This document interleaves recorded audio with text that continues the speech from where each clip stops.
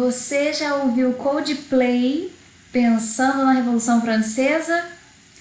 Se não, até aqui, eu te garanto que depois dessa aula, toda vez que você ouvir Coldplay, você vai lembrar de Revolução Francesa. Eu gosto muito desse álbum, né, dessa música em específico, se chama Viva la Vida, tanto o álbum quanto essa música. A capa desse álbum é a famosa tela pintada na França por Delacroix, e essa tela se chama Liberdade Guiando o Povo. Dá uma olhada depois, joga no Google aí. E é uma imagem muito simbólica para a Revolução Francesa. E se você percebeu na letra, no pedacinho da letra que passou ali, é como se fosse o desabafo de um rei, que antes tinha o mundo aos seus pés, que mandava e até os mares obedeciam, e agora ele vai ser o spoiler mais impossível que eu podia dar, mas eu vou dar. Ele vai ser guilhotinado, né? Então, escute Coldplay depois, vai atrás do resto dessa letra, que você vai ver que legal dessa música agora com outro significado. Bora lá para nossa aula? Nós vamos estudar agora a Revolução Francesa. E eu quero que você preste muita atenção, porque esse evento é importante demais. É um daqueles eventos que mudam a história para sempre. Esse evento, nenhum historiador discorda que ele merece sim o título de revolução, porque havia uma França antes desse episódio e uma França depois. Para ser mais dramática, mais intensa ainda, eu ouso dizer que havia um mundo antes da Revolução Francesa e nasceu um outro mundo depois desse episódio histórico. Não é à toa que a nossa idade, a fase da história mundial que a gente vive e chama de idade contemporânea, a idade contemporânea é iniciada em 1789. Repare a data da Revolução Francesa, exatamente o ano em que explode a Revolução Francesa. Não é só eu que penso que se trata de um evento histórico muito, muito, muito importante. Eu trago aqui para a gente começar a nossa conversa uma citação de ninguém mais, ninguém menos que Hobsbawm, Eric Hobsbawm, um dos maiores historiadores do século XX, né? Faleceu há muito pouco tempo, historiador inglês extremamente ativo, extremamente respeitado. E é ele que vai dizer que pode não ter sido um fenômeno isolado, mas foi muito mais fundamental do que outros fenômenos contemporâneos. E suas consequências foram, portanto, mais profundas. Em primeiro lugar, ela se deu no mais populoso e poderoso estado da Europa, não considerando a Rússia. Em 1789, cerca de 1 em cada 5 europeus era francês. Em segundo lugar, ela foi, diferentemente de todas as revoluções que a precederam, então lembre-se da inglesa, galera, vocês já estudaram a Revolução Inglesa, ela vem antes, olha ele comparando com a inglesa. Diferentemente de todas as revoluções que a precederam e a seguiram, até as que vêm depois, uma revolução social de massa e incomensuravelmente mais radical do que qualquer levante comparável. Em terceiro lugar, entre todas as revoluções foi a única ecumênica. Seus exércitos partiram para revolucionar o mundo. Suas ideias, de fato, o revolucionaram. Então eu estou muito bem embasada, né? A companhia que eu tenho para afirmar que a Revolução Francesa mudou o mundo é Hobsbawm. Não é à toa, insisto, que a nossa idade contemporânea começa com essa revolução. O nosso mundo, o atual mundo que nós vivemos, se parece muito com a Revolução Francesa. Então vamos lá. Já que se trata de uma revolução e ninguém questiona isso, é de fato uma revolução, vamos ver como estava a França antes dessa revolução? Revolução é mudança. O que mudou? Como era e como ficou? Vamos lá? Politicamente, a França vivia um absolutismo. A dinastia dos Bourbons estava governando, ainda governando, né? Não é de hoje que essa dinastia está no poder. Você deve se lembrar do Rei Sol. Ele era um Bourbon, Luís XIV. Luís XIV já tinha falecido na época da Revolução Francesa. No entanto, é um descendente dele, é um sucessor dele, da família dele, do sobrenome dele que está no poder, o senhor Luís XVI. Então, politicamente, a França vive o absolutismo, a monarquia absolutista. Socialmente, a França tem traços medievais. Você deve se lembrar da divisão da sociedade em 3 estados que vigora desde a Idade Média. Primeiro estado, você se lembra? É o clero. O segundo estado é a nobreza. E a nobreza, não se esqueça, o rei está nesse estado, né? Os senhores, antigos senhores feudais, os fazendeiros, agora a gente chamaria eles de aristocratas, donos de terra, eles estão na nobreza. E no terceiro estado eu tenho todo o resto da população francesa. O detalhe aqui que você não pode se esquecer é que esse terceiro estado, esse resto, talvez você pensou, só tem gente pobre ali, os pobres ficaram para o terceiro estado. Sim, os pobres estão aqui, mas tem uma classe que também está no terceiro estado, você vai se lembrar dela, mas não é de gente pobre, é a classe dos burgueses. Veja comigo a composição mais detalhada do terceiro estado. Camponeses, trabalhadores urbanos. Agora olha aqui, em destaque, pequena, média e alta nobreza. Burguesia, desculpa, pequena, média e alta burguesia. Burgueses são comerciantes desde a Idade Média. É uma galera que ganhou dinheiro com esse comércio. Então, nesse contexto, eu não estou falando de galera pobre só no terceiro estado. Os burgueses têm dinheiro, são ricos, mas estão ali. Pelo simples fato de eles não serem pertencentes do primeiro estado, eles não são padres, eles não são da nobreza, eles não têm aquele status, eles não vêm de uma família tradicional, eles não têm um avô, um bisavô que já era proprietário de terra. Ele pode até ter uma terra, pode até ter comprado um título nobiliárquico, mas ele não vem dessa... Ele não herdou isso de família, né? Ele é um cara enriquecido, ele é um burguês que conseguiu ganhar dinheiro. Então a gente costuma brincar assim, vou te lembrar dessa brincadeira. O burguês não tem sangue azul, o nobre tem. Então não se esqueça desse detalhe. No terceiro estado estão os pobres? Sim, mas não somente os pobres. Tem gente rica no terceiro estado, sim. E preciso te contar quem seriam esses sans-culottes, porque certamente em algum livro, se você for pesquisar um pouquinho sobre esse assunto, vai aparecer esse termo lá. E quem seriam esses sans-culottes? Na tradução, se a gente fosse fazer uma tradução, se a gente fosse cometer o pecado de traduzir literalmente quem seriam os sans-culottes, seriam os sem calças. Mas na verdade não se trata de uma galera sem calça. Esse carinha aqui poderia representar bem um sans-culotte da época da Revolução Francesa, no século XVIII, lá na França. Repara que ele está usando calça.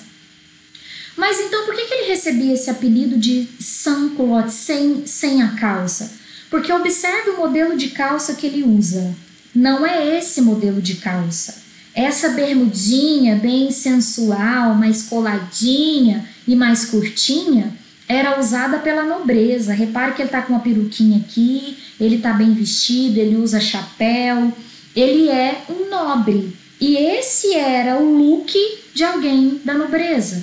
Um sans-culotte, ou até um burguês, poderia não usar essa roupa, né? Ele tem uma calça mais larga, um pouquinho mais comprida, e aí ele acabou ganhando esse apelido de sem calça, de sans-culottes. É só pra gente perceber que não é de hoje que a moda, a roupa, pode identificar a classe social de uma pessoa, né? Claro que a gente não pode levar isso à risca, né, gente? Há quem invista muito em roupa e não necessariamente pertence à classe A. Mas dá pra gente ter uma noção pelo look da pessoa, a que classe ela pertence. Na Revolução Francesa também já existia isso. Então, só um comentário sobre moda aqui, vamos seguir. Ainda antes da Revolução Francesa, eu trago aqui um documento histórico, um folhetim, uma espécie de panfleto que circulou na França nesse momento pré-revolucionário, né? quando o terceiro estado está indignado com a sua situação, e eu te conto daqui a pouco o motivo da insatisfação dele, desse terceiro estado, e esse panfleto nos demonstra exatamente, nos define quem é o terceiro estado. Está escrito em francês, eu não manjo de francês, mas o que a gente precisa pegar está traduzido aqui para a gente. Você está vendo que no início aqui parecem ter 3 pontinhos, como se fossem 3 perguntas. Aqui elas estão traduzidas. Acompanhe comigo. A primeira pergunta seria: o que é o terceiro estado? E a resposta seria: tudo. Segunda pergunta: o que tem sido até agora na ordem política? Resposta: nada. Terceira pergunta: o que pede ser alguma coisa? Galera, isso aqui define a situação dos burgueses, dos camponeses, dos pobres franceses no século XVIII.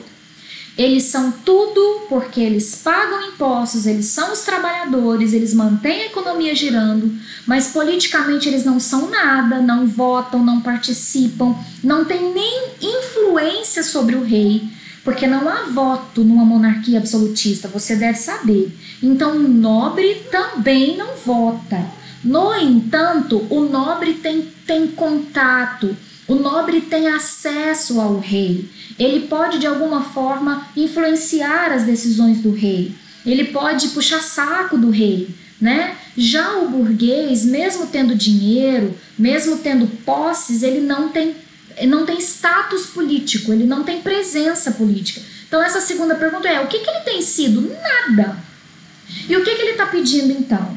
Vocês estão se organizando aí? O que vocês querem? A gente quer ser alguma coisa. Terceiro estado definido nesse panfleto. Ainda antes, agora você entende a irritação do terceiro estado. A França é uma sociedade de privilégios durante o absolutismo. Apenas o terceiro estado paga imposto. O primeiro estado, que é o clero, não paga, nem o segundo estado, que é a nobreza. Então, aquela estrutura política, os gastos do rei, o palácio de Versalhes é sustentado com os impostos que são pagos apenas pelo terceiro estado. Esse vai ser um dos principais motivos pelos quais os burgueses se uniram à população, aos trabalhadores e camponeses e foram para a rua fazer a Revolução Francesa. Eles querem acabar, destruir essa sociedade de privilégios. Até porque, eu já preciso te contar isso, eles estão sendo influenciados pelo iluminismo. Há muito de iluminismo na Revolução Francesa. O iluminismo é a teoria, a Revolução Francesa é a prática. Então, a inspiração, o empurrão que eles estão tendo para ir para a prática, buscar o fim dessa sociedade de privilégios, é exatamente todo aquele arcabouço iluminista de liberdade e de igualdade. Olha a igualdade. Tem igualdade nessa sociedade que só uma das classes paga imposto? Não, então eles vão buscar essa igualdade. E como se não bastasse esse governo político, esse sistema político autoritário, que é o absolutismo, esse sistema social desigual, que apenas um Estado paga imposto, antes da Revolução Francesa, a França está passando por algumas crises, é no plural mesmo, galera, é no plural, é mais de uma. A primeira delas é na década de 1780, então na década da Revolução Francesa. A Revolução Francesa acontece em 1789. A França passa por uma seca prolongada que causa uma crise agrícola, que faz o preço do pão subir, né? E aí a população mais pobre vai sentir. Quando acontece uma alta dos preços e os alimentos sentem essa alta, os alimentos ficam mais caros, a população mais pobre é a que mais sente, né? Fala-se que é nesse contexto, no meio dessa crise agrícola, com os alimentos mais caros, alguém teria procurado a rainha, não exatamente o Luís XVI, mas a rainha, e dito: Majestade, não há pão para comer, né? Os seus súditos estão passando fome, Majestade. O que a senhora pode fazer por eles? E ela teria respondido: se não tem pão, que comam brioches. Isso é só para te demonstrar, se aconteceu ou não, é só para te demonstrar a insensibilidade desse poder político diante das necessidades de uma imensa população miserável. Só para isso. Mais uma crise. Você deve se lembrar da Guerra dos 7 Anos, que aconteceu antes da Revolução Francesa, veja a data. O que foi a Guerra dos 7 Anos? O enfrentamento entre a França, que é sobre quem nós estamos conversando agora, com a Inglaterra para disputar regiões territoriais e disputar o trono, né? Sucessão do trono. A França perde, a Inglaterra leva, toma territórios e, gente, perdão, Guerra dos 7 Anos não tem disputa de trono não, perdão, falha, gravou, já era, não vou voltar, vai ficar, deslize aqui. A Guerra dos 7 Anos é apenas para disputas territoriais. A Índia está na parada, era da França, vai passar a ser da Inglaterra. O Canadá está na parada e algumas regiões na América Central. São essas regiões, me perdoa, vai ficar. Na Guerra dos 100 Anos, professora, é que tem disputa por sucessão de trono, esquece isso. Guerra de 7 Anos, a Inglaterra e França, até aí tá tudo bem. Por disputas territoriais também tá certinho. A França perde, a Inglaterra ganha. Como se não bastasse ter enfrentado a Inglaterra e ter perdido na Guerra dos 7 Anos, essa mesma França ajuda os Estados Unidos a ficarem livres da Inglaterra na independência das 13 colônias, que aconteceu logo depois, né? Se você se lembra, a independência das 13 colônias tem tudo a ver com a Guerra dos 7 Anos, mas não é o assunto do vídeo de agora. Mas a França participa, ajuda os Estados Unidos a ficarem livres da Inglaterra. Isso significa que a França acabou de se envolver em 2 guerras, uma atrás da outra, observe as datas, uma atrás da outra. Como você sabe, guerra traz dívidas, então a França está numa crise financeira. Gastou vidas e dinheiro, então a situação não está boa. E eu tenho mais uma crise para te contar. Por iniciativa de alguns burgueses que estão interessados em vender as suas manufaturas, as suas produções industriais, esses burgueses franceses conseguem uma negociação com alguns burgueses ingleses. E eles combinam o seguinte no Tratado de Éden, preste atenção, é uma iniciativa burguesa, tá? Não é uma iniciativa muito de governo, são burgueses conversando com burgueses, fazendo negócios. Os burgueses franceses ofereceriam seda e vinhos franceses. Em troca, a Inglaterra ofereceria tecidos e manufaturas para os franceses. É bem isso, você compra da gente, a gente compra de vocês e beleza, a gente vai se dar bem. Eu quero vender, você também quer vender, a gente troca as nossas produções. Combinou. Só que a França se deu mal, porque a França entrou num déficit, vendendo menos do que comprando. E isso leva os burgueses a uma crise burguesa. Veja comigo essa citação lá no livro A Riqueza e a Pobreza das Nações. Veja aqui comigo.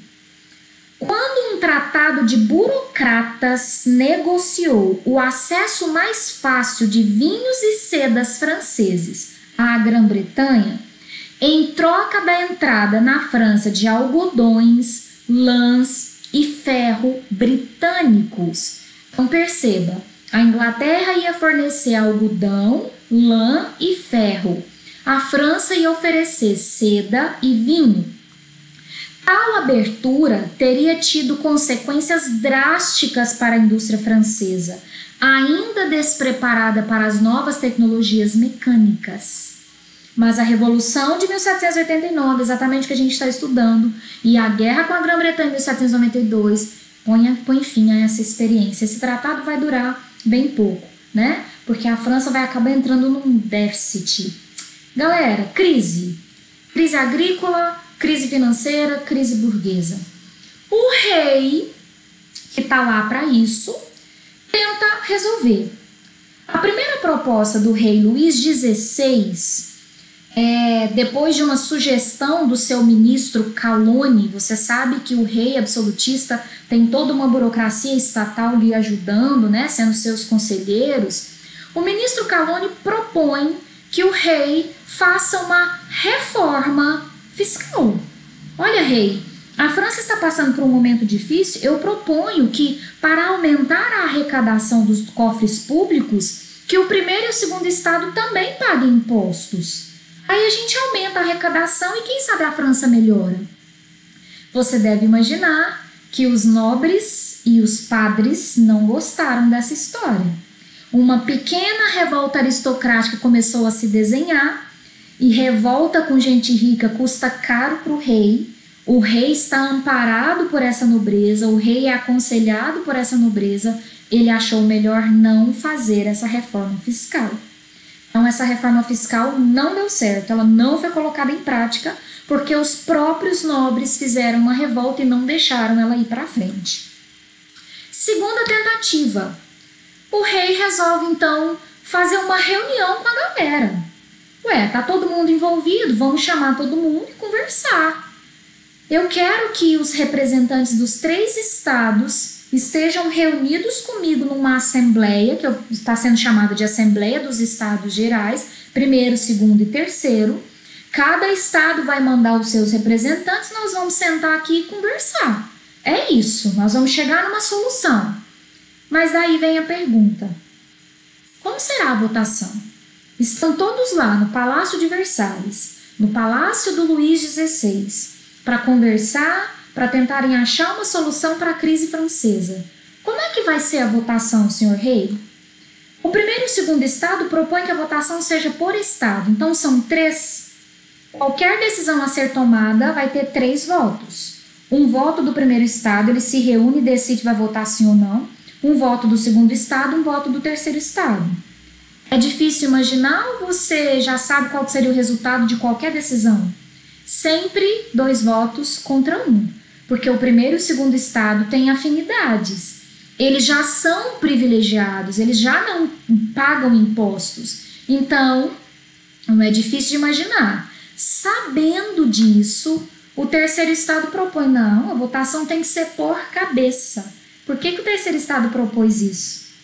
Porque a maioria das pessoas que estão ali são do terceiro estado. Porque a população francesa era composta assim, um tantinho de padre, um tantinho de nobre, um tantão de burguês misturado com camponês, com gente pobre. Então, se eu votar por cabeça, qual vai ser o resultado de todas as decisões? O terceiro estado vai ganhar. Mais uma vez, o terceiro estado não vai sobressair, porque essa ideia de votação por cabeça não vai ser aceita. Só que dá para seguir? Eles já estavam lá na reunião, na Assembleia Geral, na Assembleia dos Estados Gerais. Eles já estão reunidos. A Assembleia já está acontecendo. Eles estão reunidos.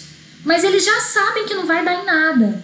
E por isso, escute, preste atenção, que agora a coisa o bicho vai pegar. Está começando a Revolução Francesa.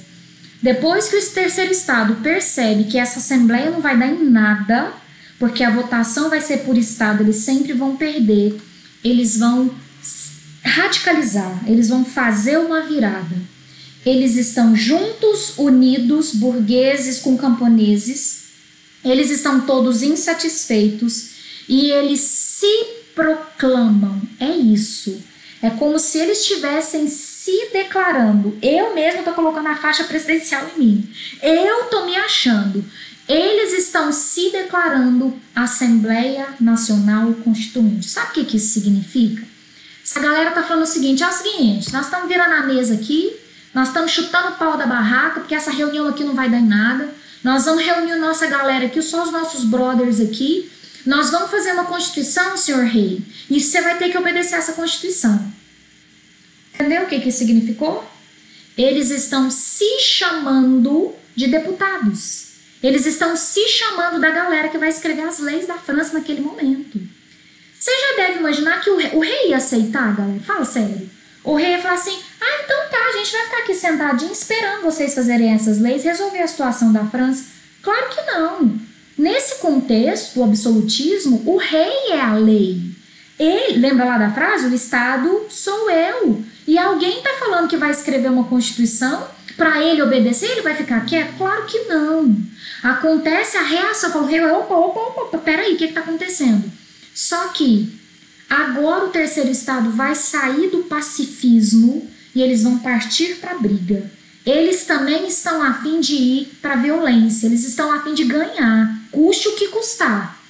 Então veja o que vai virar. O rei vai reagir e vai convocar o seu exército. Vocês estão ficando loucos, não é assim que faz, vocês estão desobedecendo a autoridade. Eu sou uma autoridade divina, meu poder vem de Deus. Convoca o exército real, mas o terceiro estado também tem um exército.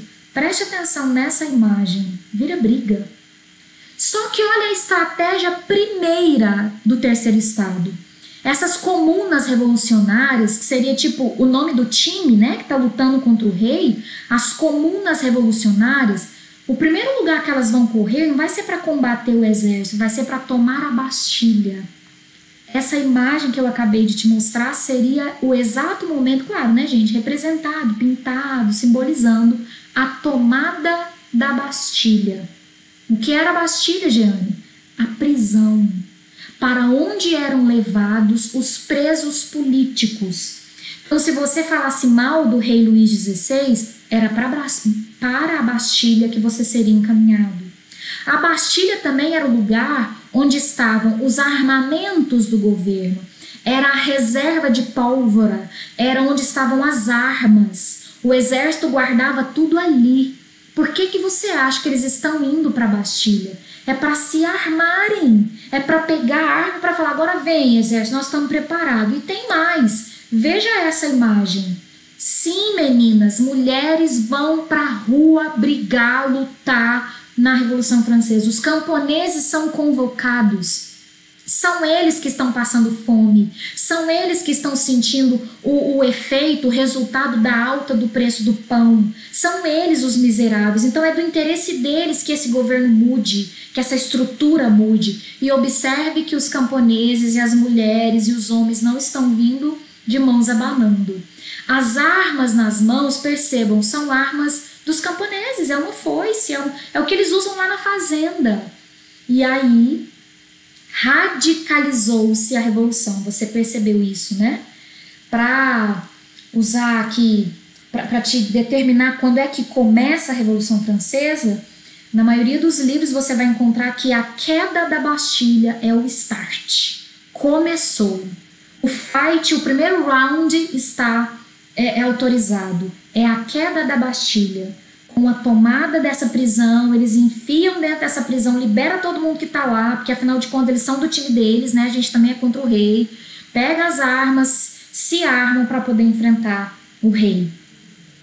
E aí tem o momento do embate, mas tem aquela galera, os burgueses, os intelectuais, os inteligentes que estão lá fazendo a proposta inicial. Qual que é o objetivo inicial? Fazer uma Constituição. E eles vão fazer. O primeiro documento que sai não é a Constituição exatamente, né? A Constituição francesa será baseada nesse primeiro documento. Isso aqui é como se fosse o esboço. Pensa assim, isso aqui é um esboço da Revolução Francesa. A famosa, ainda muito conhecida e muito citada Declaração dos Direitos do Homem e do Cidadão. Eu trouxe uns trechinhos, eu acho que vale a pena. Não vou ler tudo, né? Mas uns pedacinhos só para ver se você se lembra de alguma coisa. Os homens nascem livres e iguais em direitos. A finalidade de toda associação política é a conservação dos direitos naturais e imprescritíveis do homem. E esses direitos são a liberdade, a propriedade, a segurança e a resistência à opressão. O princípio de toda a soberania reside essencialmente na nação. Nenhum corpo, nenhum indivíduo pode exercer autoridade que dela não emane expressamente. A lei é a expressão da vontade geral. Eu já vou ter que falar, não estou aguentando segurar. Quem é que falava em vontade geral, galera? Rousseau. Quem é Rousseau? Um iluminista. Essa galera de cá, quem é que falava em liberdade, em igualdade? Iluministas. Olha essa aqui, ó. Ninguém pode ser molestado por suas opiniões, incluindo opiniões religiosas, desde que sua manifestação não perturbe a ordem pública estabelecida pela lei. Quem é que falava de tolerância? Quem é que falava de liberdade de expressão? Eu posso falar o que eu quiser. Voltaire falava disso, outro iluminista.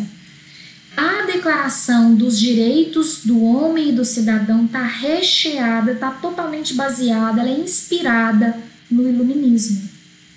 Isso aqui é puro iluminismo, isso aqui é o esboço do que a França vai virar, né? Por isso que eu comecei já dizendo, o iluminismo é a teoria, a Revolução Francesa é a prática. Olha aqui o direito à rebelião do Locke. A sociedade tem o direito de pedir contas a todo agente público pela sua administração. E você consegue ver semelhanças com o nosso mundo? O nosso mundo não é assim hoje. Nós também não temos liberdade e igualdade como valores fundamentais para a gente. Nós também não achamos que temos o direito de pedir contas para o agente público que nos governa? Pois é, gente, a gente se parece realmente com a Revolução Francesa, com essas propostas dos franceses. Esse documento, né, que foi o primeiro documento redigido pelo Terceiro Estado, lembre-se que tem burguês, tem camponês na rua enfrentando, tem gente na rua pegando em armas contra o governo, mas tem intelectual burguês que sabe ler e escrever redigindo isso aqui. Esse documento vai dar origem à Constituição Francesa, que saiu em 1791. O que está decidido nessa Constituição? A França, presta atenção, a primeira mudança já aconteceu. A França deixou de ser uma monarquia absolutista. A França agora é uma monarquia constitucional, porque essa Constituição está elaborada e o rei tem que obedecer ela. Mas perceba que o rei vai continuar monarquia constitucional. Essa primeira Constituição já estabeleceu o fim dos privilégios fiscais. Lembra lá? A sociedade que só o terceiro estado paga, o primeiro e o segundo são isentos, acabou. Já está extinto esse sistema de privilégios. Está proibido o direito de greve. Lembre-se que revoluções industriais ainda está muito restrito à Inglaterra, mas as fábricas estão começando a crescer. Se os funcionários começarem a querer fazer greve, a Constituição Francesa está proibindo. E para a próxima Assembleia Constituinte, Jane, votar para quê? Não estou entendendo. Se o rei vai continuar, para que tem voto? Vai votar em quem? Escute, se tem uma Constituição, tem deputado. Então o rei não muda, o rei vai ficar lá. É o filho dele, quando ele morrer vem o filho, quando o filho morrer vem o neto, beleza. Mas deputados compõem a Constituinte e esses deputados têm que ser eleitos por um voto. E essa Constituição determina que o voto francês será um voto censitário. O que é um voto censitário? Baseado na renda. Você tem que ter uma determinada renda X, você tem que ganhar X por ano para você ter direito a voto. Oi? Jane, pera, para mim não fez sentido. Essa galera aí que está escrevendo não é o terceiro estado? E no meio do terceiro estado não tem gente pobre? Como que a pessoa pobre agora não vai poder votar? Como que agora o trabalhador urbano, se quiser fazer uma greve, ele está proibido? Realmente é um pouco contraditório. Mas eu preciso te contar que quem está redigindo são os burgueses. E eu também preciso te contar que o iluminismo, que é o arcabouço ideológico, que é esse conjunto de ideias que está alimentando essa galera, é um arcabouço ideológico, é uma mistura de ideias burguesas. Lembra daquela ideia de igualdade do iluminismo? Não é uma igualdade de renda. Eles não estão preocupados, coitadinho do pobre, ele não tem nada para comer e o rico tem, não. Eles estão falando de igualdade jurídica, não de igualdade de condições financeiras. Então lembre-se disso. Por isso que os pobres, mesmo estando ajudando a revolução a acontecer, mesmo os camponeses estando nas ruas com as suas foices na mão, eles não são contemplados nessa primeira Constituição. E o rei, Jeane? Cadê o rei? Tentou fugir, não gostou dessa história de ter que obedecer à Constituição. Ele tem amiguinhos, a Áustria é ali do lado, a Áustria é absolutista, a Prússia também é aqui do lado, a Prússia também é absolutista, amiguinhos do rei, invadem a França para tentar ajudar o rei a fugir, a se safar, mas os revolucionários conseguem contra-atacar destroem, né, derrotam a Prússia. Os poucos invasores, não chegou a ser uma guerra, tá? Ainda não. Os poucos invasores da Prússia e da Áustria são vencidos pelos revolucionários, só que agora eles estão assim com o rei, ó, presta atenção. Chamam o rei aqui e falam assim: rei, é o seguinte, a gente sacou que você tem amigos, você tentou fugir, você não tá querendo obedecer a gente, mas você perdeu o Playboy, aceita. Faz o seguinte, faz um juramento dessa Constituição aqui, ela já tá feita, você vai ter que obedecer ela, faz um juramento diante dela, que você vai obedecer ela, e segundo, declara guerra para os inimigos da Revolução. Quem seriam os inimigos? Os amigos dele, os prussianos que acabaram de entrar para tentar ajudar ele, os austríacos que acabaram de invadir para tentar ajudar ele. Olha o que o rei está sendo pressionado a fazer. Declarar guerra para amigos dele. Então o rei está encurralado. O rei começa a resistir a fazer isso, porque, poxa vida, ele está encurralado mesmo, né, galera? Se ele não declara guerra, se ele não faz esse juramento da Constituição, ele está na mão dos revolucionários. Os revolucionários estão comandando, a França está pegando fogo. Mas se ele declarar guerra, ele está jogando fora a possibilidade de alguém ajudar ele. O rei foi pego em flagrante, tentando continuar a dar informações para austríacos e prussianos. Aí, qual que era a intenção do rei? Fingir que vai obedecer a Constituição, mas no fundo ele está contando, dando informações para os seus inimigos: invade por ali, tal dia, tal hora, vem na noite, entendeu?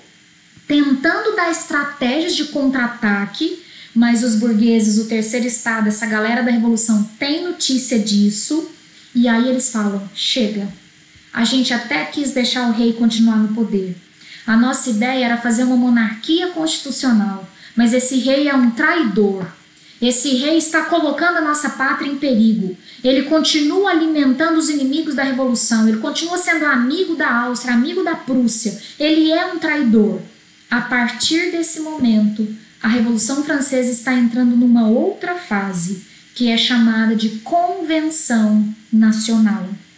Deixa eu voltar, que esse momento é importante. Por que é que eu mudei de fase no meio da Revolução? O rei continuaria sendo rei, desde que ele obedecesse à Constituição. Então, a primeira fase da Revolução Francesa, ela é um tanto pacífica, ela é diplomática. Os revolucionários do terceiro estado aceitam que o rei continue. Rei, você pode continuar, mas você vai obedecer à nossa Constituição. No entanto, o rei é considerado traidor, porque ele está tentando ajuda de fora, ajuda externa para poder acabar com a Revolução. Aí os burgueses perdem a paciência. Chega, rei, a gente queria que você continuasse. Para a gente estava tudo bem você continuar, você não quis, então agora chegou a sua hora. A Convenção Nacional vai ser a fase em que o próprio rei vai ter outro destino. Os burgueses não mais vão aceitar esse rei continuar, já que ele foi considerado um traidor.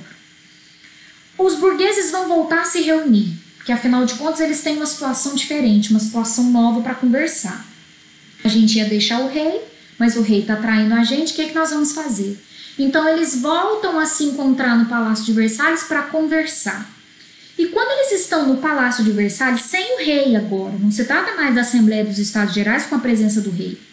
Eles estão divididos em grupos, preste atenção nesse detalhe, porque é agora, nesse evento, nessas reuniões da Convenção Nacional, que está nascendo essa noção que prevalece até hoje de esquerda e direita da política.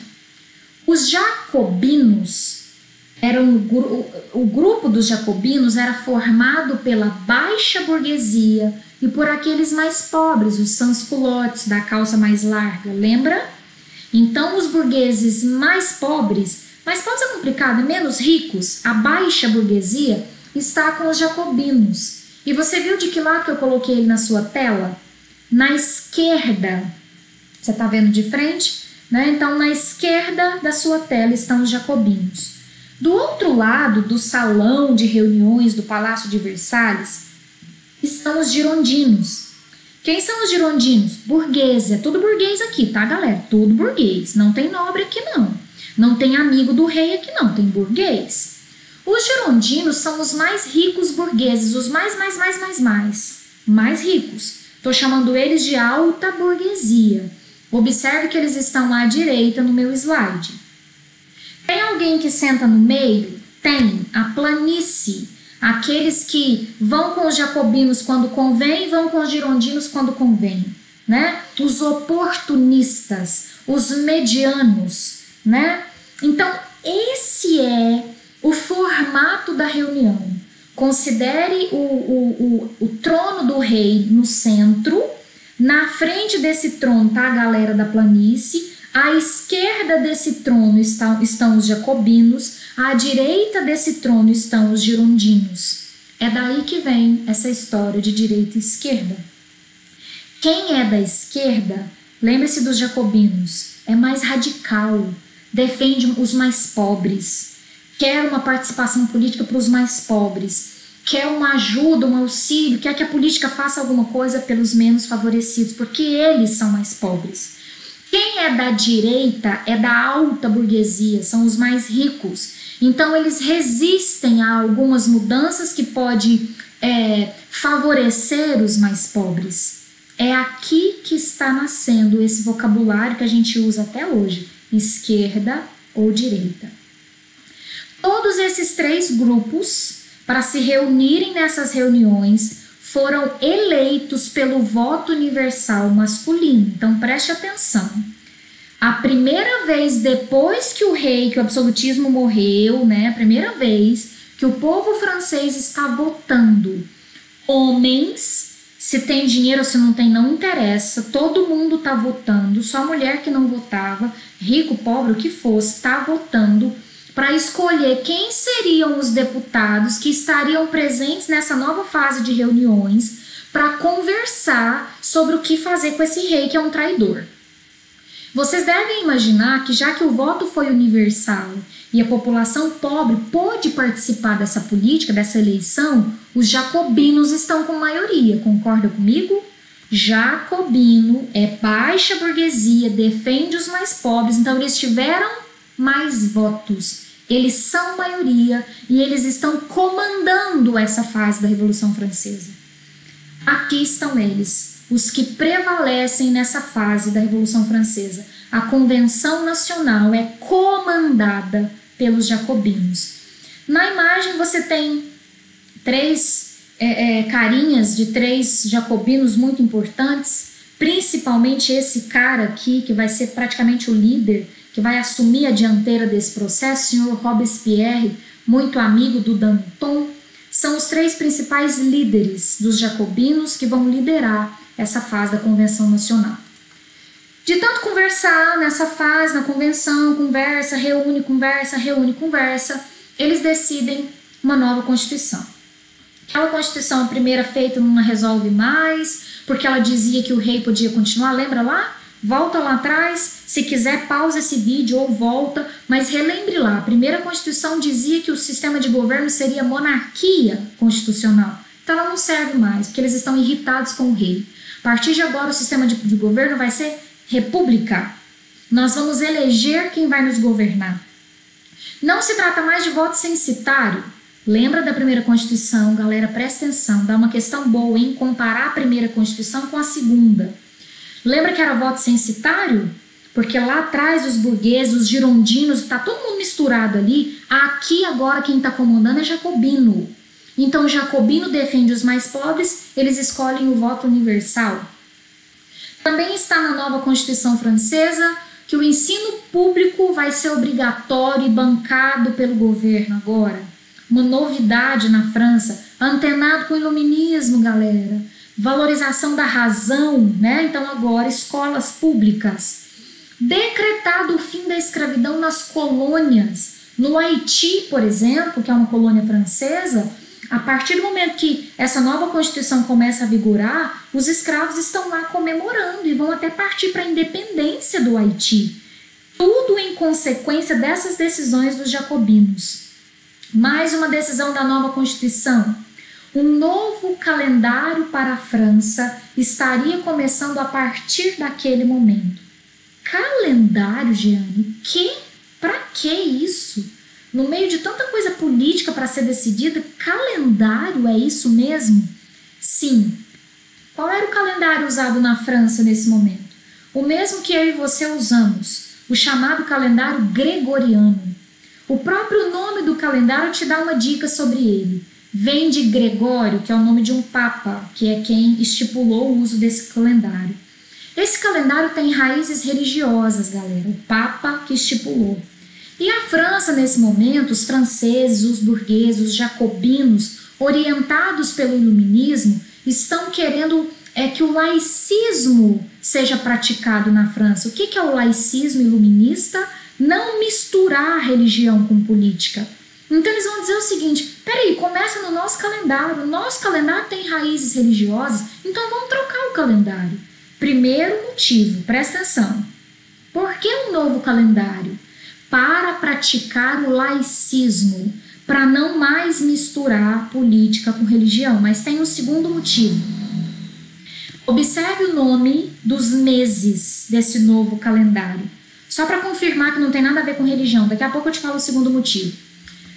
Na estação do outono, os 3 meses que compunham essa estação, Vindimário, referência à colheita da uva, Brumário, é o mês das brumas, dos nevoeiros, esse mês está destacado, daqui a pouco eu te conto por quê, Frimário, em referência às geadas, e assim todos os outros, nivoso, da neve, pluvioso, das chuvas, ventoso, dos ventos, e assim por diante. Então repare, são nomes ligados à natureza e não a uma religião específica, não a um santo, não tem nada a ver com nenhuma religião, tem a ver com a natureza. Eu destaquei 2 meses aqui, que seria o mês de Brumário e o mês de Termidor, porque mais adiante ainda nesse vídeo você vai ver o golpe do 18 Brumário. Por que 18 Brumário? Porque aconteceu no dia 18 do mês de Brumário, porque esse calendário já estava funcionando. Daqui a pouco você vai ver assim, ó, a reação termidoriana. Como assim? O que é isso, termidoriana? É porque aconteceu no mês de Termidor, ok? Só isso. Tô te provando que eles estão praticando o laicismo, um calendário que não tem nada a ver com religião. Agora eu preciso te falar o segundo motivo. Por que um novo calendário? Também, galera, para iniciar uma nova era, sabe? É da intenção dos franceses, através desse símbolo do calendário, né? Essa atitude é mais simbólica também, é para dizer assim, olha, nós estamos zerando a história da França, nós estamos recomeçando, é um restart, ano 1, seria mais ou menos isso. Além dos motivos políticos e iluministas, também a intenção simbólica de começar um novo tempo na França. Tudo bem? Ainda tenho algumas... é dessa época também, da época da Convenção Nacional, a criação do atual ainda funciona com o hino oficial da França, chamado de A Marselhesa. É da Revolução Francesa, o hino oficial da França, ainda hoje. Depois você dá uma olhadinha nisso aqui, Filhos da Pátria, o Dia da Glória chegou, e até hoje esse é o hino deles. Tenho mais umas características dessa nova Constituição, né, feita, elaborada pelos jacobinos, pela baixa burguesia, pelos mais radicais, na fase da Convenção Nacional. Essa Constituição estipula que os preços, principalmente dos alimentos, sejam congelados. Eles não pertencem às classes mais baixas, então eles estão preocupados com os mais pobres. Na Constituição você vê isso, eles estão querendo defender os mais pobres. Voto universal para todo mundo participar, congelamento dos preços. Mas esses 3 últimos tópicos da Constituição te mostram que existe também um desejo de poder, um desejo de controle. São criados 3 órgãos, mas 2 comitês, um de salvação pública e o outro de segurança geral, um relacionado ao outro, com o objetivo de conter os inimigos da Revolução. Eu estou prezando pela segurança da nação, eu estou salvando a nação, essa revolução pública, de alguém tentar impedir ela de acontecer. E se por acaso alguém for enquadrado dentro de um desses comitês, se alguém for considerado inimigo da revolução, um desordeiro, um absolutista, ele vai ser encaminhado para o tribunal revolucionário. Lá ele será julgado e ele pode ser condenado, inclusive, à pena de morte na guilhotina. Sim, galera, há uma preocupação com as classes baixas? Você está vendo nas revoluções, nas características da Constituição. Mas, por outro lado, você vê que também há um desejo de poder dessa galera que está fazendo essa revolução. Eles não estão aceitando opiniões contrárias. Se você pensa diferente, você pode ser enquadrado pelo comitê, você pode ser julgado pelo tribunal. E esses julgamentos vão acontecer. Vai chegar um momento, galera, deles começarem a achar que todo mundo é inimigo. Só de você falar assim, senhor Robespierre, será que não está na hora da gente descongelar os preços? Porque a inflação está subindo e a produção, né, o custo da produção está sendo maior, a gente não pode aumentar o preço. Será que não está na hora da gente rever esses preços congelados? Porque não funciona, gente. Você vai estudar a história do Brasil, você vai ver. Quando congela preço, eu tenho problemas. Isso é uma solução fácil demais. Se fosse simples assim, era muito fácil resolver os problemas econômicos de qualquer país. Congela os preços e pronto. Causa problemas econômicos. Então, mas se você levantasse qualquer crítica, você poderia ser entendido, interpretado como um inimigo. Chegou o momento, galera, que essas interpretações de inimigos começou a aumentar e virou uma coisa meio maluca.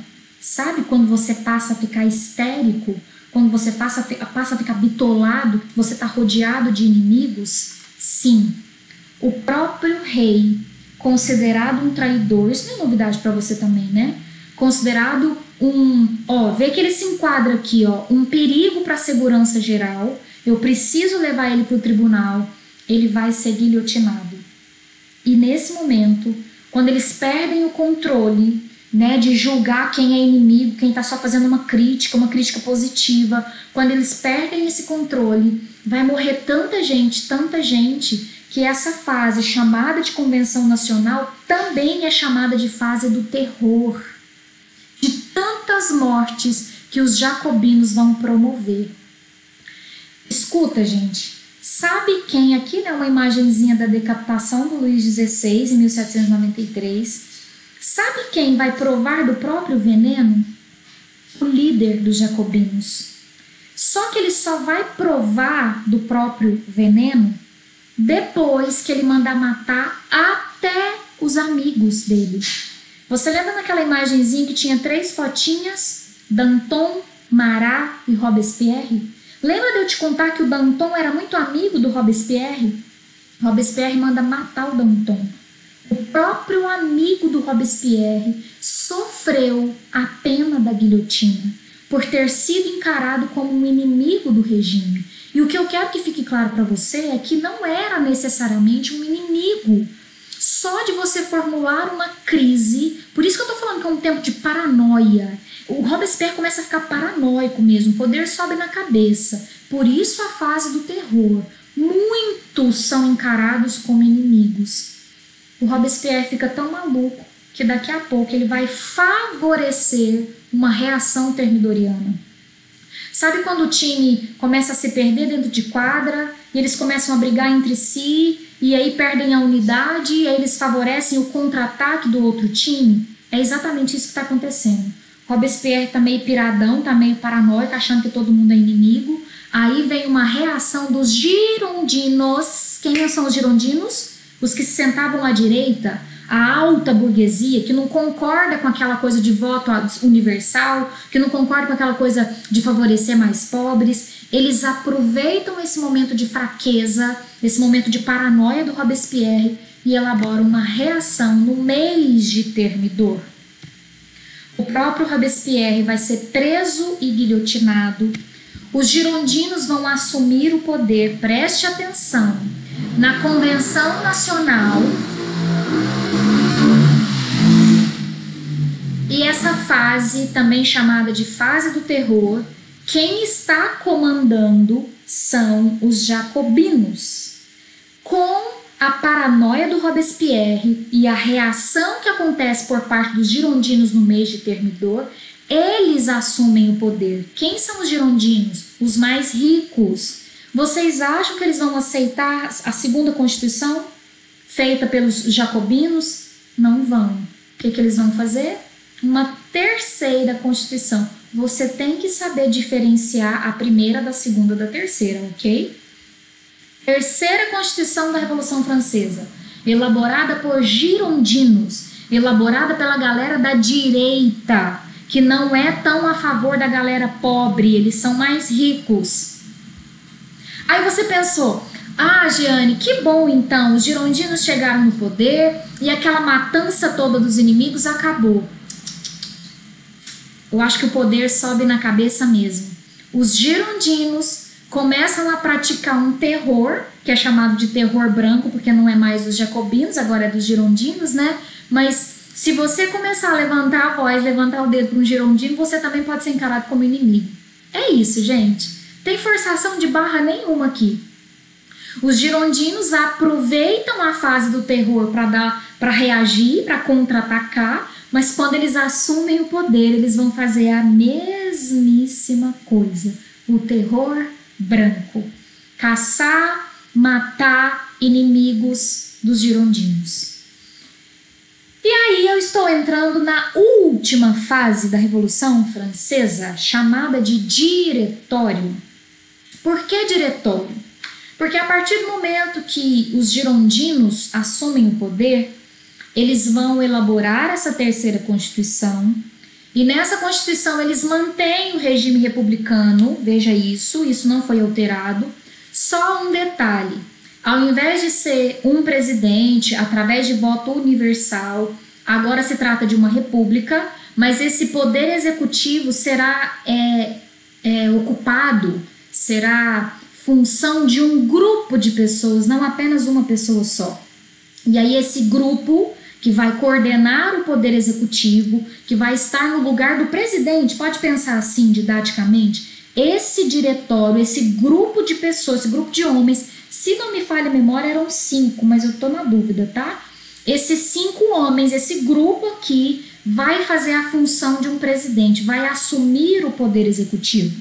Além do poder executivo, um legislativo bicameral com 2 câmaras, à semelhança da Inglaterra, bem parecido, e o poder judiciário. Então eles mantêm o regime republicano, só a diferença estaria nesse diretório, que é o nome da fase, né? A partir de agora tem um diretório governando, um grupo de pessoas no poder executivo. O voto vai continuar? Vai, mas não mais universal, censitário. Voltei lá na característica da primeira Constituição. Tem que ter dinheiro para votar. Liberdade econômica garantida, privilégios fiscais extintos do mesmo jeito, tá? Isso não voltou. Quando acabou, acabou, nunca mais vai voltar. Só que, lembra daquela história de o fim da escravidão? Lembra do voto popular universal lá? Acabou. Esses atos populares da segunda Constituição vão ser anulados, porque afinal de contas o diretório é uma fase girondina. Tudo bem? Terceira Constituição. Você acha que vai ficar tudo bem? Os que sobraram dos jacobinos vão aceitar isso aqui, esse retrocesso? Poxa, cara, mas a gente custou conseguir o voto universal, a gente já tinha estipulado que a escravidão ia acabar nas nossas colônias, poxa, mas que saco. Você acha que os jacobinos estão felizes? Não. O que os jacobinos vão fazer? Tentar reconquistar o poder. Mas o diretório tem mais inimigos, não são só os jacobinos. Junto das ameaças internas, eu tenho ameaças externas. Te explico. Lembra da Áustria, ali do lado, vizinha da França? Lembra da Prússia, futuramente a Alemanha, ali do lado? Você já pensou se isso vira modinha? Se a galera lá da Prússia, se a galera lá da Áustria resolve fazer a mesma coisa? Vamos guilhotinar o nosso rei? Vamos matar ele? Vamos nós tomar o poder? Vamos fazer uma república? Você já pensou se vira modinha? Aqui do lado na França está acontecendo, essas notícias se espalham. Então é do interesse desses países absolutistas tentar invadir outra vez e abafar essa bagunça que está acontecendo na França. Eles querem fazer o absolutismo voltar. Então vai juntar internamente os jacobinos querendo voltar, externamente os absolutistas querendo abafar essa revolta toda, essa revolução toda. E para resolver essas ameaças internas, essa possibilidade dos jacobinos contra-atacarem e essas ameaças externas dos absolutistas também atacarem, o diretório, os girondinos decidem chamar um cara que nunca tinha perdido uma guerra, Napoleão Bonaparte. Galera, ele finaliza a Revolução Francesa em 1799, precisamente no dia 18 do mês de Brumário do novo calendário. Napoleão Bonaparte é convidado, é escolhido pelos girondinos para se transformar num governante para resolver essa situação de instabilidade. Perceba, dentro da França tem gente reclamando do diretório, fora da França tem gente reclamando do diretório. Então quem é que vai dar conta dessa situação? Chama um cara competente. O próximo vídeo a gente vai conversar sobre ele, Napoleão Bonaparte. A era napoleônica que está começando agora, em 1799. Ele está finalizando a Revolução Francesa e começando a era napoleônica. Mas você vai ver no mini currículo que eu vou te dar desse cara, que ele era um general, um cara competente, que toda a guerra que ele se envolvia, ele ganhava. Ele não conhecia a palavra derrota. Então ele tem moral, ele tem status para chegar e falar assim: Jacobino, fica quieto. Absolutistas, fica quieto, vocês vão querer me enfrentar. Eu não sei perder, não. Então, a figura do Napoleão Bonaparte chega para abafar a poeira, para abaixar a poeira, tanto a poeira interna quanto a poeira externa. Está acabando a Revolução Francesa. Eu preciso chamar a atenção para um detalhe. A Revolução Francesa se levantou contra o absolutismo, certo? 10 anos depois, em 1799, aparece um cara, Napoleão Bonaparte, e ele vai governar muito parecido com o governo absolutista. Só que isso eu vou deixar aqui só de curiosidade, cenas para o próximo capítulo. Antes de terminar, vamos revisar, porque há tanta coisinha, né, na Revolução Francesa e esse assunto é tão importante, você tem que saber ele. Então vamos revisar? Tudo começa com uma França em crise, com uma França mal das pernas, com problema financeiro, com uma sociedade desigual, com um absolutismo autoritário.